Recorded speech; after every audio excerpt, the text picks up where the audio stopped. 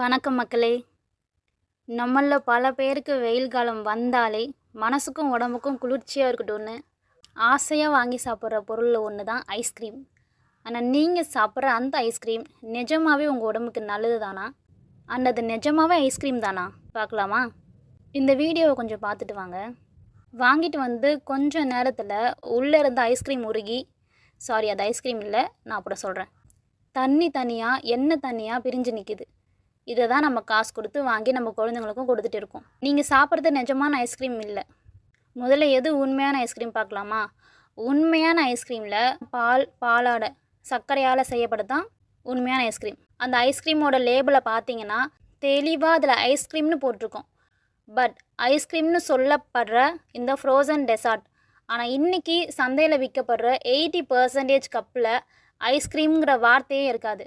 அதுக்கு பதிலாக ரொம்ப சின்ன இடத்துல ஃப்ரோசன் டெசார்ட் இல்லைனா மீடியம் ஃபேட் ஃப்ரோசன் டெசார்ட்னு போட்டிருப்பாங்க.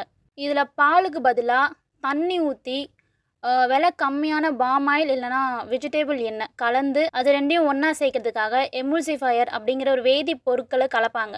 சுருக்கமாக சொன்னால் இது ஐஸ்கிரீமே கிடையாது. எண்ணெயும் தண்ணியும் சில ஃப்ளேவரும் சர்க்கரையும் கலந்த கலவை தான் இது. சரி, இந்த மாதிரியான பொருட்களை சாப்பிட்டா என்ன ஆகும் தெரியுமா?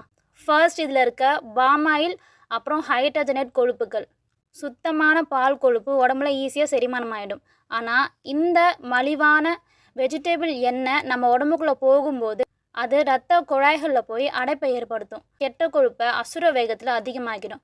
சின்ன வயசுலேயே இன்றைக்கி நிறைய பேருக்கு ஹார்ட் அட்டாக் வருது, உடல் பருமன் ஏற்படுது. நம்ம சர்வ சாதாரணமாக வாங்கி சாப்பிட்ற சில இந்த மாதிரியான பொருட்களால் கெட்ட கொழுப்புகள் அதிகமாகும்.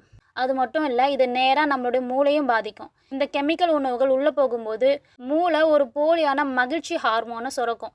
ஆனால் அடுத்த அரை மணி நேரத்திலேயே அது சுகர் கிராஷ் ஆகி உடம்பு பயங்கர சோர்வாகிடும். இதனால தான் குழந்தைங்களுக்கு ஞாபக மறதி, மந்தத்தன்மை, அப்புறம் அதிகப்படியான கோபம், பதற்றம் எல்லாமே வருது. உங்கள் உடம்பு ஒரு கோயில் மாதிரி. அதுக்குள்ளே நல்ல விஷயங்களை கொடுத்தீங்கன்னா அது உங்களுக்கு திருப்பி நல்லதையே கொடுக்கும். அதுக்குள்ளே விஷமான விஷயங்களை அனுப்பாதீங்க. இந்த வீடியோ உங்களுக்கு பிடிச்சிருந்துன்னா லைக் பண்ணுங்கள், உங்கள் ஃப்ரெண்ட்ஸுக்கும் ஷேர் பண்ணுங்கள், நம்ம பேஜை ஃபாலோ பண்ணிக்கோங்க. அடுத்த ஒரு வீடியோவில் நான் உங்களை பார்க்குறேன். பாய்.